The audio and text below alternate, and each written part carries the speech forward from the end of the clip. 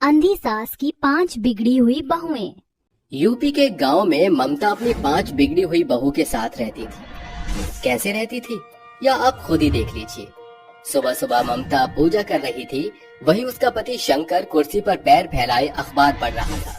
तभी ममता पूजा खत्म करके कहती है, हे भगवान, इतनी देर हो गई, मैंने पूजा खत्म कर ली पर 5 मूर्तियों से नीचे नहीं आया गया।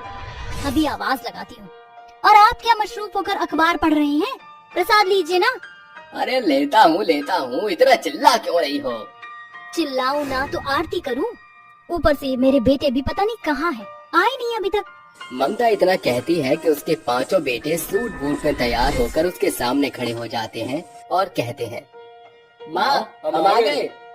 देखा, मेरे 5 बेटे आकर खड़े हो गए, लेकिन वो 5 महारानियां अभी तक नहीं आई। माँ, आज हमारी बहुत अर्जेंट मीटिंग है, इसलिए हम सब जा रहे हैं। हाँ माँ, बाय। कहाँ रह गई 5? निकिता बहू, पल्लवी, मोनिका, पायल, किंजल, अरे आओ। ममता की भारी आवाज सुन चारों बहू खड़ी हो जाती हैं और कहती हैं, जी माँ जी, कब से बुला रही हूँ मैं, आई क्यों नहीं तुम 5? अरे ये पायल बहू क्यों नहीं आई है? कहाँ है वो? माँ जी, हो सकता है देवरानी जी नहा रही हो, वो देर तक सो रही थी ना। अच्छा। तभी पायल नहाकर टॉवल में सीढ़ियों से नीचे आते हुए कहती है, माँ जी मैं ये रही, आपने बुलाया और मैं चली आई। ओपो, ये क्या, ये तो टॉवल में ही नीचे आ गई। शिव शिव शिव शिव शिव शिव। राम राम राम।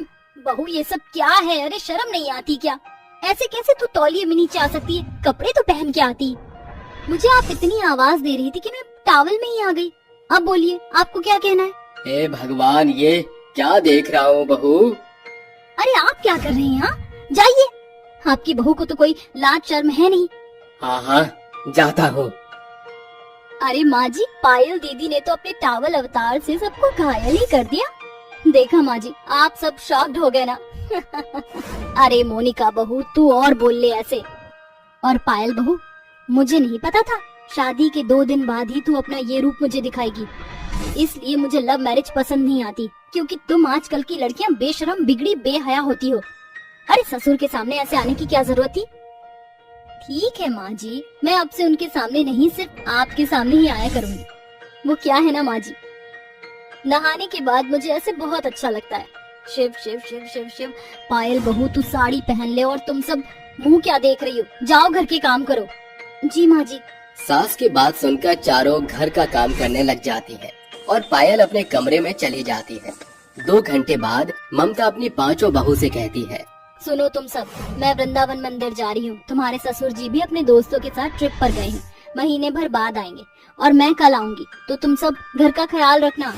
ठीक है माँ जी, आप आराम से जाइए, हम सब संभाल लेंगे। ममता के घर से जाते ही 5 बहुएं कहती हैं, चलो शुक्र है माँ जी गई, जब देखो शेर की तरह गुर्राती रहेंगी।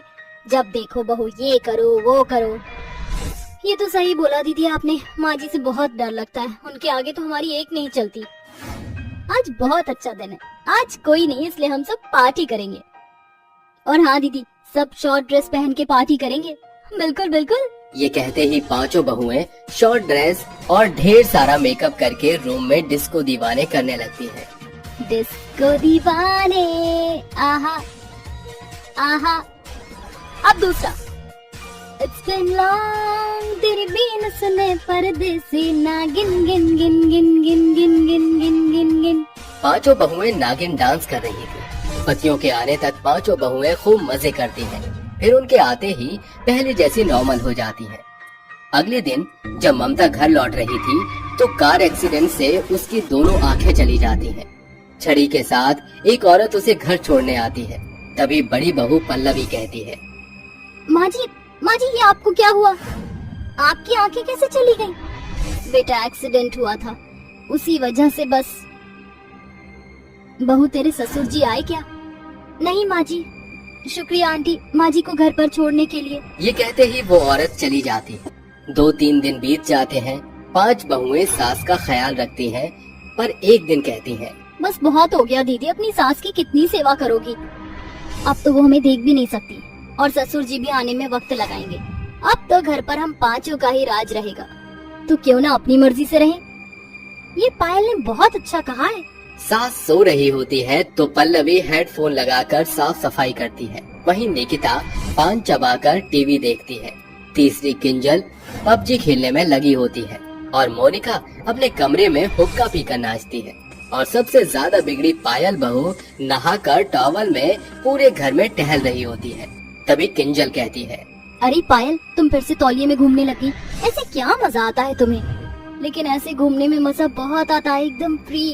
और वैसे भी माँ जी तो अंधी हो गई है, तुम मुझे ऐसे देखकर क्या ही चिल्लाएंगी। ये भी सही है।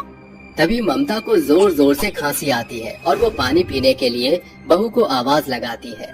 पल्लवी, निकिता बहू, मोनिका बहू, अरे कोई है? कोई तो सुन लो मुझे। किंजल, पायल, पल्लवी कोई भी मेरी बात नहीं सुन रहा है। ममता छड़ी के सहारे रसोई में आती है तो उसे तेज आवाज के गाने सुनाई देते हैं। वो खुद ही पानी लेकर पीती है तो पल्लवी कहती है, अरे माँ जी, आप यहाँ कैसे आ गई? मुझे बता देती, मैं कुछ दे देती। मैंने तुम सबको बहुत आवाज लगाई पर किसी ने नहीं सुना, तो मैं खुद ही आ गई। जरा पांचों बहुओं अभी आओ। निकिता, पायल, किंजल, मोनिका। जी माँ जी, बोलिए।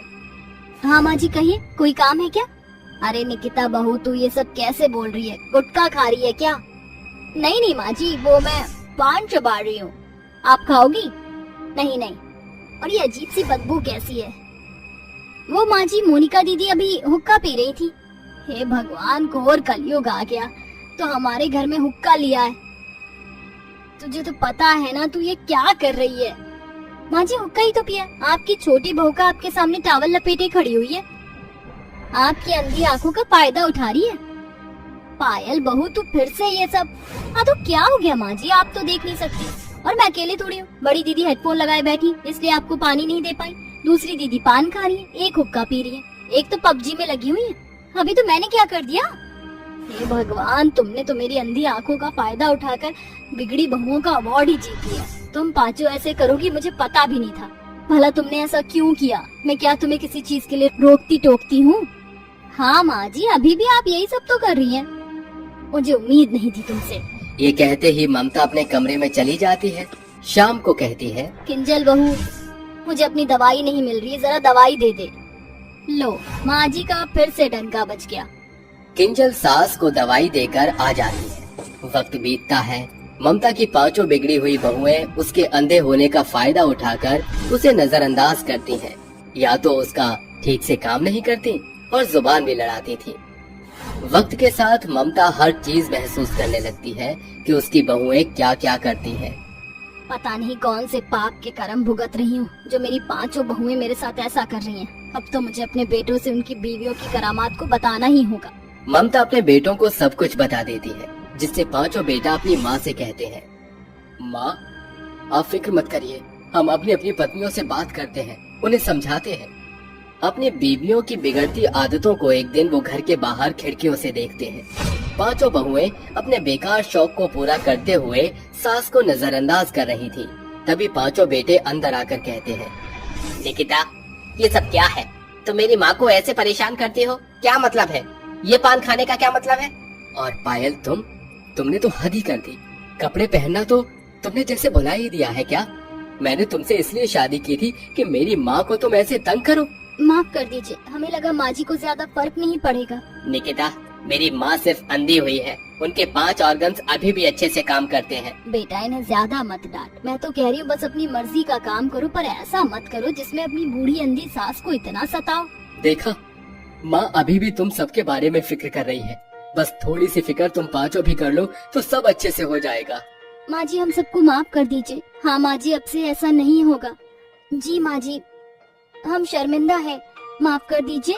ठीक है बहू, तुम सबको अपनी गलतियों का एहसास हो गया और मुझे क्या चाहिए। इस तरह से पांचों बहू खुशी खुशी अपनी सास की सेवा करके रहने लगती हैं। अमीर और गरीब की शॉपिंग। 19 वर्षीय कीर्ति अपनी माँ सविता के संग मुंबई की पिछड़ी बस्ती में रहती थी। सविता लोगों के घरों में बर्तन चौका करके अपनी बेटी कीर्ति का भविष्य संवारने के लिए भरसक कोशिशें कर रही थी। माँ, अब मेरी पढ़ाई पूरी हो चुकी है, इसलिए मैं भी काम काज करके घर की जरूरतें पूरा करने में आपका साथ दूंगी। अगले दिन कीर्ति तड़के सवेरे उठकर इंटरव्यू के लिए निकल जाती है। वो कई बड़ी कंपनियों में इंटरव्यू देती है, मगर बदकिस्मती से उसको छूछे हाथ ही घर लौटना पड़ता है। कीर्ति बिटिया आ गई तू, कहीं बात बनी तेरी? नहीं माँ, जहाँ देखो घूसखोरी के दलाल डेरा डाले बैठे हैं, कहीं भी कदम ना जमा पाई मैं। बम्बई जैसे बड़े शहर में हम गरीबों के लिए दो ही काम है, या तो अमीरों के घरों में गुलामी करना, या थक हार कर उनके कारखाने के दलदल में कूद कर आजीवन 5-10 हजार के भत्ते पर काम करना। ऊपर वाले ने हमारी किस्मत गरीबी की स्याही से लिखी है। ये बस्ती और ये दूभर जीवन ही हमारे जीवन का कड़वा सच है। अगले दिन कीर्ति एक कपड़ों के कारखाने में संलग्न होकर काम करती है। देखते ही देखते 1 महीने का पड़ाव पार हो जाता है और कीर्ति को पगार मिलती है। माँ ये देखो, मेरी पहली पगार पूरे 5500 रुपए। अरे पर तनख्वाह तो 5000 ही तय हुई थी। मेरी प्यारी माँ, ये 500 रुपए मेरे ओवर टाइम करने के लिए अलग से पगार है। सबसे पहले आज हम शॉपिंग करने चलेंगी, क्योंकि ये साड़ी बेहद पुरानी हो गई है। अपनी सैलरी से मैं आपको एक साड़ी दिलवाना चाहती हूँ। अरे बेटी, पहले बनिए का बकाया चुकता करा, वरना तो दाना पानी बंद कर देगा तो हमारे घर का चूल्हा उदास पड़ जाएगा। कीर्ति सारा उधार चुकता कर देती है। उधार चुकता करने में पूरा 4000 का बिल बैठ गया है। अब मेरे पास ही 1500 रुपए ही शेष बचे हैं। इसमें भी 750 रुपए तो दूध का ही दाम है। मतलब शॉपिंग के लिए मेरे पास केवल 750 ही रुपए हैं। अरे कीर्ति बेटी, हम गरीब के लिए इतने पैसे भी बहुत हैं। दोनों माँ बेटी बस्ती से कुछ दूर लगे सस्ते से बाजार में चली जाती हैं, जहाँ कीर्ति ठेले पर लगी एक साड़ी उठाकर कहती है, अरे भैया, ये साड़ी कितने की है? कीर्ति के पूछने पर साड़ियों का विक्रेता सीबू कहता है, मात्र 700 शुल्क है इस साड़ी का। अरे भाई, ऐसा क्या खास हीरा मोती जड़ा है साड़ी में? तुम तो एकदम गला काट दाम बता रहे हो। ये सुनकर सविता हिचकिचाते हुए कहती है, मगर हमारे पास केवल 750 ही है। थोड़ा तो सस्ता लगाओ ताकि मैं अपने खातिर भी कुछ खरीद सकूं। अरे माताजी, ऐसी प्योर सूती की साड़ी इससे सस्ती कहीं नहीं मिलेगी। ये सुनकर गरीब माँ बेटी आगे चल देती है। तभी उनके कदम फुटपाथ पर बिक रहे सूट साड़ी पर पड़ते हैं। वो धीना नाम का एक शख्स बेच रहा होता है। आओ आओ बहनों, ले जाओ, मात्र 100 रुपए में सुंदर सुंदर सूट और साड़ियाँ। कपड़ों की दर सस्ती होने के कारण दोनों माँ बेटी अपने लिए एक एक कपड़े खरीद लेती है और सविता कहती है, देखा कीर्ति बेटी, सिर्फ 2 कदम आगे बढ़ने से ही हमें वही कपड़ा आसानी से सस्ते में मिल गया। हाँ माँ, अभी भी हमारे पास 550 रुपए बचे हैं। क्यों ना इससे कुछ और भी खरीद लिया जाए? बेटी, ज्यादा खर्चीला होना सही नहीं। क्या पता कि हम गरीबों पर कब कौन सा कहर टूट पड़े। इन बचे कुचे पैसों को बुरे वक्त के लिए बटोर कर रखने में ही समझदारी है। जहाँ एक और गरीब लोग हर एक छोटी से छोटी शॉपिंग में भी सैकड़ों बार मोल भाव करने के बाद खरीदारी करके चंद पैसे बचाने के लिए मीलों पैदल चलकर घर का रुख करते थे, वहीं अमीर काया अपने पॉलिटिशियन पिता की एम्बेसडर कार में सवार होकर मुंबई के सबसे महंगे मॉल में शॉपिंग करने आती है। यार काया, पिछले 5 घंटों से शॉपिंग कर रही है तू। जानती भी है 5 लाख से भी ज्यादा का बजट बन चुका है। रिलैक्स यार अनन्या, इतना पैनिक क्यों हो रही है? मेरे पिताजी पॉलिटिशियन हैं, उनके पास बहुत पैसा है और मेरे पास 1-2 नहीं पूरे 5 क्रेडिट कार्ड हैं। सारा दिन भी शॉपिंग करूंगी तो भी खत्म नहीं होने वाले। जहाँ एक और गरीब मोल भाव के साथ अपनी एक एक पाई शॉपिंग पर सोच समझकर खर्च कर रहे थे, वहीं अमीर काया बिना किसी बार्गेनिंग के शॉपिंग पर बेहिसाब पैसे फूका करती थी।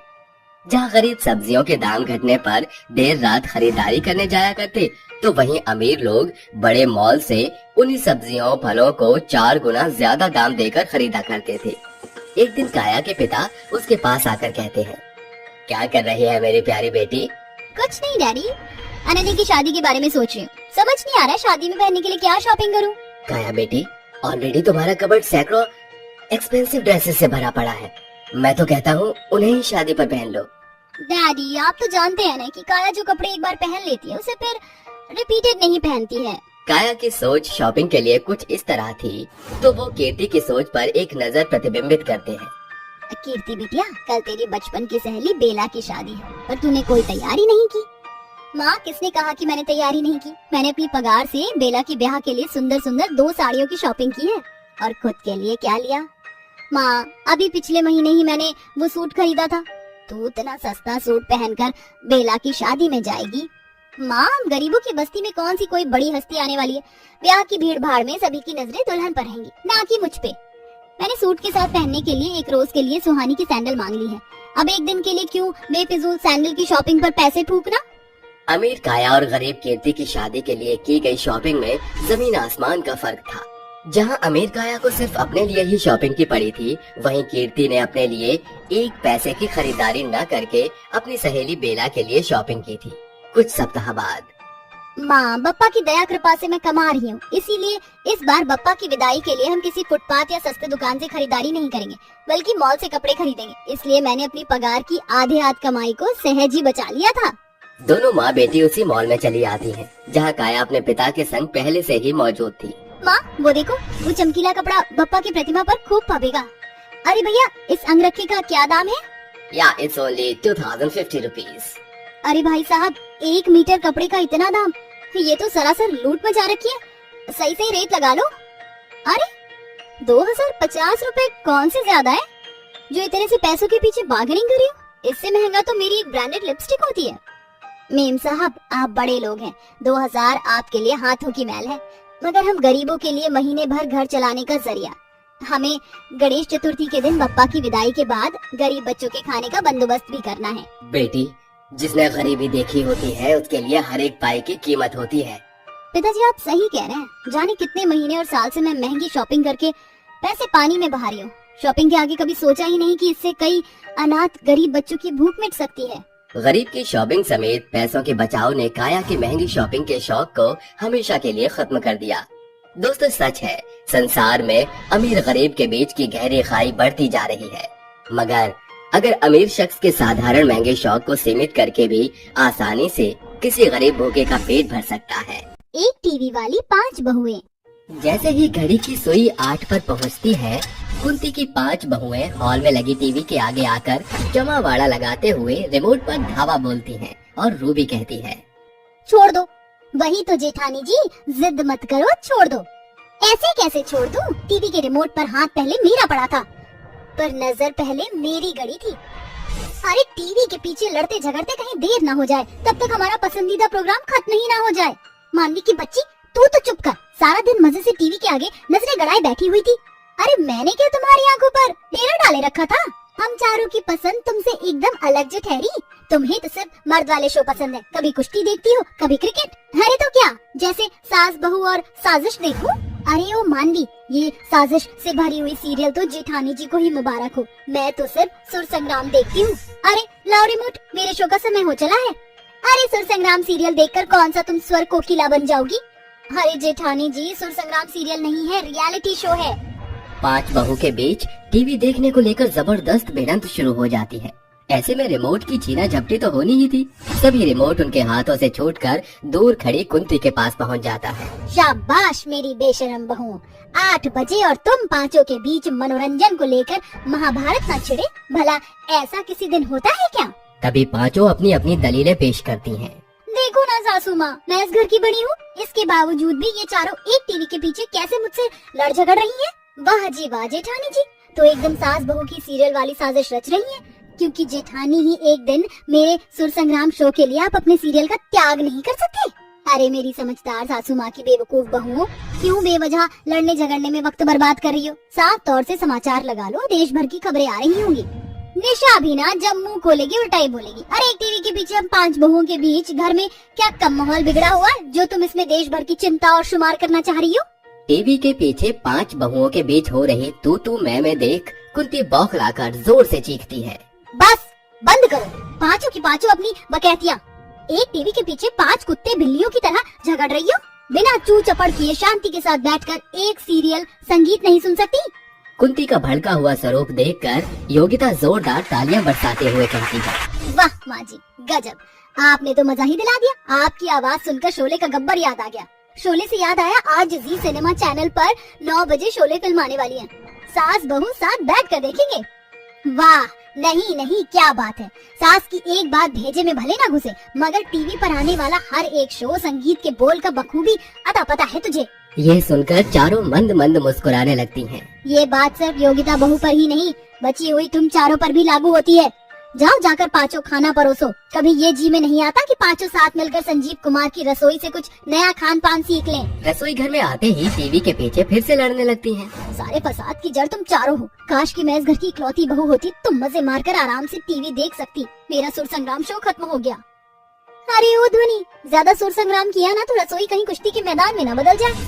आवाज सुनकर एक बार फिर कुंती वहाँ आकर कहती है, एक पल के लिए भी तुम पांचों लुगाई के बीच खटर पटर बंद नहीं हो सकती। ऊपर वाले को भी इन पांचों पनौतियों को मेरे पल्ले ही मढ़ना था। ऐसे ही एक दिन बीत जाता है। अगली सुबह ध्वनि जल्दी टीवी के आगे पसर कर संगीत सुन रही थी। तभी मानवी रिमोट उठाकर चैनल चेंज कर देती है। अरे ओ मेरी सास की बड़ो बहू, टीवी का चैनल किससे पूछकर चेंज किया? 10 बज चुके, आज सोनी पर WWE शुरू होने वाला है, मगर अभी तो पूरे 5 मिनट बाकी है। अरे क्या पता शो पहले ही शुरू हो गया तो। दोनों के बीच ही बहस छिड़ जाती है। तभी कुंती देवी वहाँ आकर माथा पकड़ते हुए कहती है, लो जी, मनोरंजन के पीछे इनकी महाभारत सवेरे सवेरे ही शुरू हो गई। सासू माँ, मुझे रेसलिंग शो देखना है, ध्वनि से कहिए रिमोट मुझे दे दे, वरना क्या कर लोगी तुम? सीधे तौर से रिमोट मुझे सौंप दो वरना सूद दी जाओगी। चुप करो दोनों, ये मेरा घर है, मार काट का मैदान नहीं जो खुले सांड की तरह लड़ रही हो। तभी बाकी तीनों भी वहाँ पधार जाती है और वो भी कहती है, अरे 10 बज गए, जल्दी से स्टार बोर्ड लगाना, संडे स्पेशल में हम साथ साथ है, फिल्म शुरू होने वाली है। तुम 3 बंदरियों की ही कमी बची थी। अरे इस रिमोट और टीवी की सर्वोपरि हकदार मैं हूँ। ऐसा क्यों?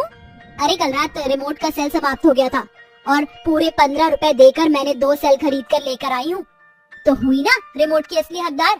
इसलिए आज सारा दिन समाचार चलेगा। अरे ऐसे कैसे? भूलो मत, डिश का रिचार्ज मेरे बैलेंस से होता है और वो सारे पैसे मेरे ही 5 पांडव के जेब से मांजे जाते हैं। क्यों बहू, अपनी सास को बेवकूफ समझा है? अब ये तय कर लो कि साथ बैठकर हम साथ साथ देखना है समाचार, देखना है संगीत या फिर कुश्ती। मुझे हम पांचों को टीवी के पीछे लड़ते खुद भी अच्छा नहीं लगता है। बेहतर होगा कि आप हम पांचों के कमरे में अलग अलग टीवी लगवा दो। अरे मेरे बेटे कोई सरकारी मुलाजिम या टाटा बिरला नहीं जो पल भर में 5 टीवी आ जाएं। इस एक टीवी से ही चुपचाप काम चलाओ, वरना रिमोट ले जाकर बक्से में बंद कर दूंगी। फिर ना रहेगा बांस, ना बजेगी बांसुरी। मिसाल तो समझ ही गई होगी। रिमोट के बंद होने की बात सुनकर पांचों के बीच जैसे भरत मिलाप उभर आता है। पांचों साथ मिलकर टीवी देखने लगती हैं, मगर कुंती के जाते ही पांचों लड़ने झगड़ने लगती हैं। तुम पांचों फिर शुरू हो गई? अरे तंग आ गई हूँ मैं। जी तो करता है गंगा में जाकर बैठ जाओ। ये टीवी ना होकर जैसे तुम पांचों बहुओं के लिए लाइलाज टीवी की बीमारी बन गई है। अब से हर एक दिन तुम पांचों में से हर जन अपने पसंद की सीरियल संगीत देखेगा, मगर उस पल दूसरा वहाँ मौजूद नहीं होगा। ठीक है माँ जी, हमें मंजूर है। कुंती के कहे अनुसार पहले दिन ध्वनि संगीत सुनती, दूसरे दिन योग्यता समाचार, तीसरे दिन रूबी सीरियल देखती और चौथे दिन मानवी कुश्ती और 5वें दिन निशा कार्टून देखती। मगर टीवी के रहते भी वो पांचों एक समान खालीपन महसूस कर रही थी। फिर एक रात जैसे ही हॉल में आती है तो वो देखती है कि उसकी पांचों बहू एक साथ सोफे पर पसरी एक ही शो देखते हुए ठहाके मार रही थी। अरे तुम पांचों एक साथ? आज सवेर का सूरज पूरब की जगह पश्चिम से उगा था क्या, जो महाभारत भरत मिलाप में बदला दिख रहा है?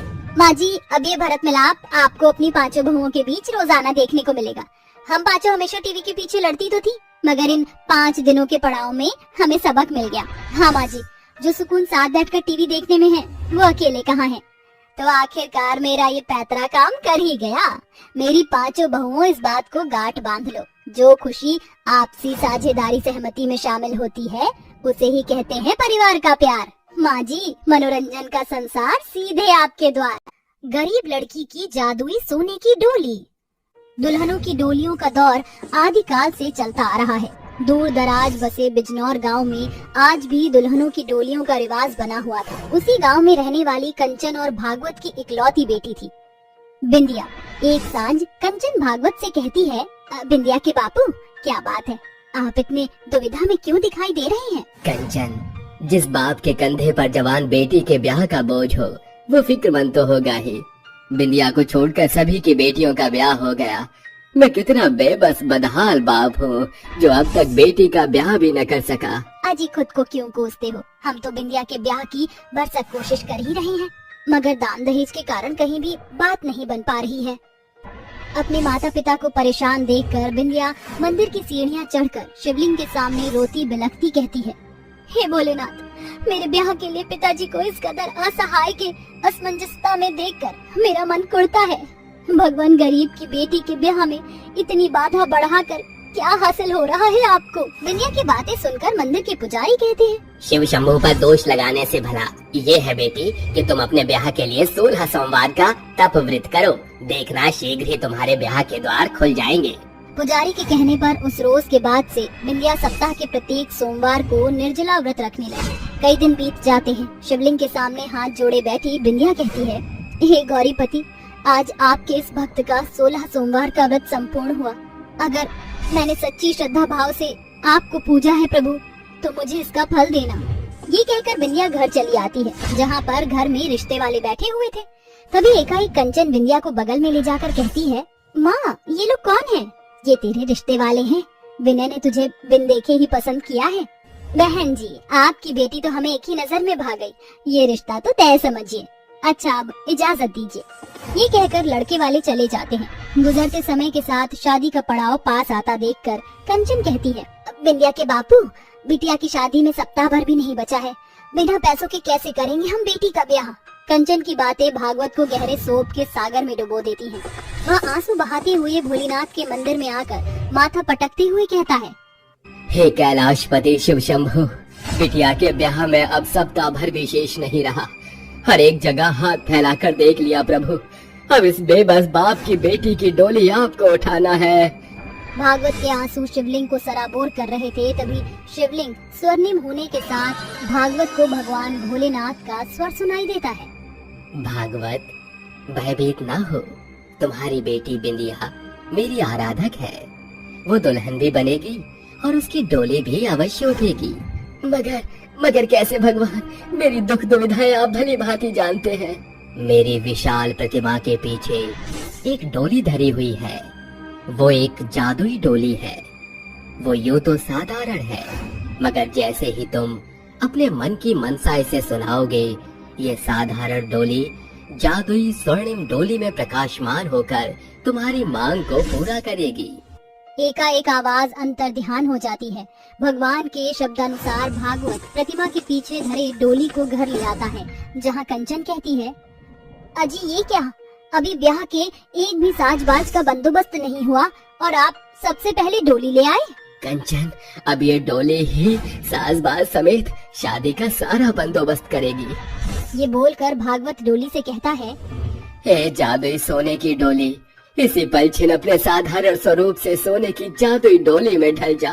भागवत के बोल के खत्म होते ही डील डॉल के साथ जादुई डोली पूरी तरह से सोने की हो जाती है। उसकी चमक से पूरा घर द्वार चकाचौंध हो रहा था। हे जादुई सोने की डोली, मुझे सोने के सिक्के दो ताकि मैं साजबाज से अपनी बेटी का ब्याह रचा सकूं।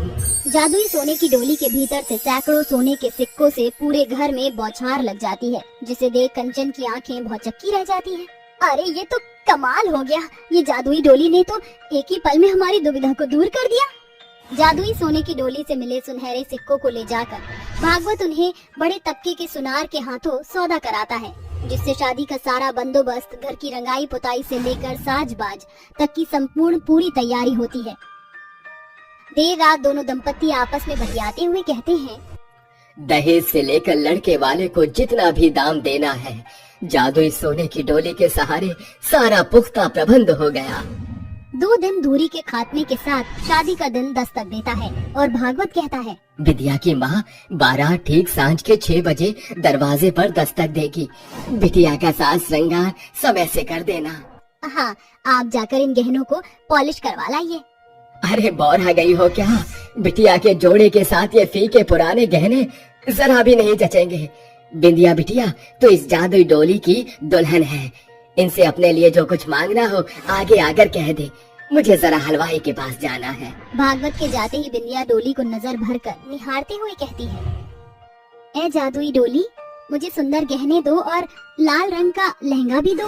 बिंदिया की बात पूरी होते ही साधारण डोली जादुई सोने की डोली में तब्दील होती है। तभी उसके भीतर अनगिनत सोने के गहने और लहंगा शुमार होते हैं। अरे वाह, ये सोने के गहने तो बड़े शोभनीय हैं और ये लहंगा भी बहुत सुंदर है। सुनो जादुई सोने की डोली, मुझे साज श्रृंगार का सामान दो। ये होने वाली दुल्हन का हुक्म है। इसके बाद जादुई सोने की डोली बिंदिया को साज श्रृंगार का सामान देती है। देखते ही देखते सांझ हो जाती है। बिंदिया लाल जोड़ा पहनकर 16 श्रृंगार सजाए बैठी थी। तभी भागवत भीतर आकर कहता है, इस दुल्हन के लिबास में कितनी जच रही है मेरी बिटिया। आज ब्याह के बाद डोली में बैठकर तू दूसरे देश चली जाएगी। वेद मंत्रों के साथ बिंदिया विनय के साथ शादी के बंधन में बंध जाती है और विदाई की घड़ी बिंदिया फूट फूट कर रोती है। बिटिया, आज से तुझे अपने पिता के घर को बिसार कर ससुराल की बागडोर संभालना है।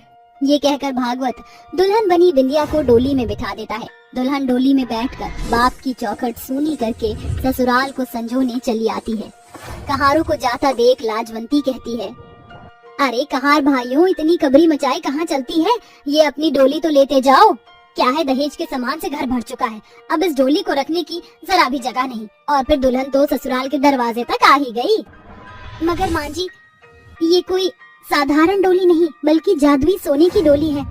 जादुई डोली, जरा अपना परिचय तो दो। बिंदिया के बोलते ही जादुई सोने की डोली अपने अस्तित्व में आ जाती है।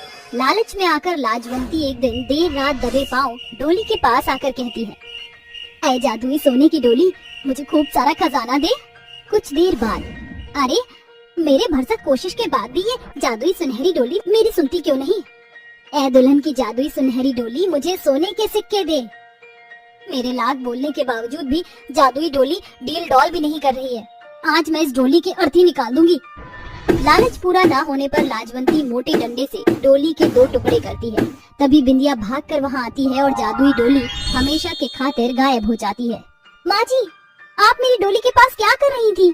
चोरी पकड़े जाने पर लाजवंती खुद से अपना कच्चा चिट्ठा कह सुनाती है और अंत में बिंदिया कहती है, माँ जी एक दफा मुझसे तो कहती। जादुई सोने की डोली पिताजी ने मुझे सौंपी थी, इसलिए वो जादुई सोने की डोली केवल दुल्हन यानी कि मेरे शब्द सुनकर सोने के स्वरूप में आती थी। जादुई डोली का रहस्य सुनकर लालची लाजवंती स्तब्ध रह जाती है। साथियों, इस कहानी से हमें ये सीख मिलती है, बुरे मंसूबों के साथ कभी कुछ ना करें, क्योंकि उसका परिणाम अक्सर बेहद बुरा होता है। काली बहू वर्सेस गोरी सौतन। ओसारे में बैठा बिरजू खुद से बातें कर रहा था। बिरजू, तू किसी काम का नहीं। पैसे की तंगी के चलते न तू 5 साल पहले अपनी पत्नी को बचा सका, न ही अपनी बेटी सलोनी का ब्याह रचा पा रहा है। बापू, यहाँ अकेले में बैठे हुए क्या बुदबुदा रहे हैं आप? अरे अपनी बाप की बेबसी से तू बखूबी वाकिफ है बेटी। तेरी उम्र की सभी लड़कियों का ब्याह हो गया, जाने कितनी तो बाल बच्चेदार हो चुकी हैं। तेरी बदकिस्मती है बेटी जो तू गरीब के घर जन्मी है। पिताजी, आप खुद को क्यों कोसते हैं? सारा दोष तो मेरे काले भद्दे रंग रूप का है, जिसके चलते कोई भी मुझको अपनी बहू नहीं बनाना चाहता है। बिलासपुर गांव में रहने वाला बिरजू पेशे से एक लकड़हारा था जो सलोनी के संग रहता था। सलोनी का पक्का रंग हमेशा उसकी ब्याह में सैकड़ों बाधाओं को बढ़ाता था। एक रोज नीला और रमेश उनके घर आते हैं। बिरजू अपनी हैसियत से बढ़कर उनका स्वागत सत्कार करता है। आइए विराजिए बहन जी, कोई यहाँ तक आने में कोई तकल्लुफ तो नहीं हुई? अरे रे रे, पूछिए मत। एक तो आपके गांव की कच्ची सड़कें, हमारी कार का तो सत्यानाश हो गया। अरे हाल ही में पूरे 15 लाख की ली है। सलोनी आगे आकर सभी को चाय नाश्ता परोसती है और बिरजू कहता है, बताइए बहन जी, क्या सोचा आपने? रिश्ता मंजूर है, मगर बदले में 10 लाख दहेज, 4 चक्के की गाड़ी और घर का साज सामान तो आज के दौर में सब देते ही हैं। बस यही मांग है हमारी। अरे मगर दहेज का इतना दाम मैं गरीब बाप कहाँ से बंदोबस्त करूँगा? देखो भाई साहब, आपकी बेटी और मेरे बेटे का कोई मेल नहीं है। फिर अगर मैं इस काली लड़की को अपनी बहू बनाऊंगी तो बदले में कुछ तो चाहूंगी, और फिर मेरा बेटा ठहरा इकलौता। बहू बनने के बाद सब कुछ आपकी बेटी का ही तो होगा। ठीक है बहन जी, मुझे शर्त मंजूर है। सलोनी के ब्याह के लिए बिरजू अपना बसेरा बेचकर कई लोगों से कर्ज लेकर बेटी के ब्याह का दाम दहेज जोड़ लेता है, मगर उस बाप के कंधे कर्ज के बोझ तले दब जाते हैं और यहाँ से शुरू होता है सलोनी के जीवन का नया सफर। ससुराल की चौखट पर लीला बेमन से उसका स्वागत करती है। बहू अपने काले कदमों से कलश को गिराकर भीतर आ जा। दुल्हन के जोड़े में सजी सलोनी सुहाग की सेज पर बैठी रमेश के आने की राह ताक रही थी। तभी रमेश भीतर कहता है, अरे ओ काली कलूटी, मेरे बिस्तर पर बैठने की तेरी मजाल कैसे हुई? अजी ये क्या कह रहे हैं आप? अग्नि के साथ फेरे लेकर हम दोनों पति पत्नी के बंधन में बंधे हैं। बंद कर अपनी ये बकैती अमावस की काली रात कहीं की। एक बात गौर से सुन ले, ये शादी सिर्फ मेरे लिए बोझ है। तो जैसी कुरूपा को कभी भी मेरी पत्नी का दर्जा प्राप्त नहीं होगा, समझी? रमेश सलोनी पर अपनी भड़ास निकालकर पांव पटकते हुए कमरे से बाहर चल देता है। सलोनी रोती बिलखती हुई कहती है, कभी सोचा ना था कि मेरा ये काला रंग मेरी शादीशुदा जिंदगी के शुरुआत के खातिर श्राप बन जाएगा। अगली सुबह रमेश सलोनी को सुनाकर कहता है, माँ, मैं शहर जा रहा हूँ। मेरे काम का तबादला हो गया है। मैं 6 महीने बाद लौटूंगा। ये कहकर रमेश शहर चला जाता है, जहाँ कंपनी में उसकी मुलाकात काया से होती है, जो उसके गोरे सुंदर रंग को देखकर रमेश उसके रूप का बखान करता है। गोरा दूधिया चेहरा, पतली कमर, तिरछी नजर, नागिन सी चाल। कौन है ये भला? नाम पूछने के लिए बात तो बढ़ानी पड़ेगी। रमेश आकर कहता है, हेलो मोहतरमा, मेरा नाम रमेश है। आज से तुम्हारी ज्वाइनिंग है, राइट रमेश? जी हाँ, आपने सही पहचाना। पहले ही दिन दोनों दोस्त बन जाते हैं और फिर दोस्ताना दिल्लगी में बदल जाती है। उनका प्यार इस कदर परवान चढ़ता है कि रमेश महीने भर के भीतर ही काया से शादी करके घर लौट आता है। रमेश के साथ काया को देखकर सलोनी स्तब्ध रह जाती है। लौट आया मेरे लाल।